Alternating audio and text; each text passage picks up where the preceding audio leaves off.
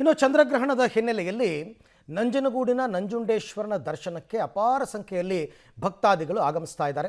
ಅಲ್ಲಿ ದರ್ಶನ ಇರುತ್ತೆ. ನಂಜನಗೂಡಿನ ನಂಜುಂಡೇಶ್ವರನಿಗೆ ಯಾವುದೇ ಗ್ರಹಣದ ಬಿಸಿ ಇಲ್ಲ. ಸೊ ಗ್ರಹಣದ ವೇಳೆ ನಂಜುಂಡೇಶ್ವರನ ದೇವಸ್ಥಾನ ಓಪನ್ ಇರುತ್ತೆ. ನಂಜನಗೂಡಲ್ಲಿ ಎಂದಿನಂತೆ ನಂಜುಂಡೇಶ್ವರನ ದರ್ಶನಕ್ಕೆ ಅಲ್ಲಿ ಅವಕಾಶವನ್ನು ಕಲ್ಪಿಸ್ಕೊಟ್ಟಿದ್ದಾರೆ. ಹಾಗಾಗಿ ಅಲ್ಲಿ ಕ್ಲೋಸ್ ಇರಲ್ಲ. ಬಹಳ ಕಡಿಮೆ ಈ ಥರದ ದೇವಸ್ಥಾನಗಳ ಸಂಖ್ಯೆ. ಅಲ್ಲಿ ಯಾವುದೇ ಗ್ರಹಣದ ಬಿಸಿ ತಟ್ಟಿಲ್ಲ ದೇವಸ್ಥಾನಕ್ಕೆ. ಹಾಗಾಗಿ ಎಂದಿನಂತೆ ಪ್ರತಿನಿತ್ಯದಂತೆ ಇವತ್ತು ಕೂಡ ನಂಜುಂಡೇಶ್ವರನ ದರ್ಶನ ಇರುತ್ತೆ. ಅಂದರೆ ಅಲ್ಲಿ ಗ್ರಹಣದ ಸಂದರ್ಭದಲ್ಲಿ ನಂಜುಂಡೇಶ್ವರನಿಗೆ ಅಭಿಷೇಕ ಆಗ್ತಾ ಇರುತ್ತೆ. ಆ ಅಭಿಷೇಕವನ್ನು ಕೂಡ ಭಕ್ತಾದಿಗಳು ನಿಂತು ನೋಡಬಹುದು. ಅದಕ್ಕೂ ಅವಕಾಶವನ್ನು ಕಲ್ಪಿಸ್ಕೊಟ್ಟಿದ್ದಾರೆ. ನಿರಂತರವಾಗಿ ಜಲಾಭಿಷೇಕವನ್ನು ನಂಜುಂಡೇಶ್ವರನಿಗೆ ಅಲ್ಲಿ ಕೈಗೊಳ್ಳಲಾಗುತ್ತೆ. ಯಾವುದೇ ರೀತಿಯಾದಂತಹ ದೇವಸ್ಥಾನ ಬಾಗಿಲು ಬಂದ್ ಹಾಕಲ್ಲ.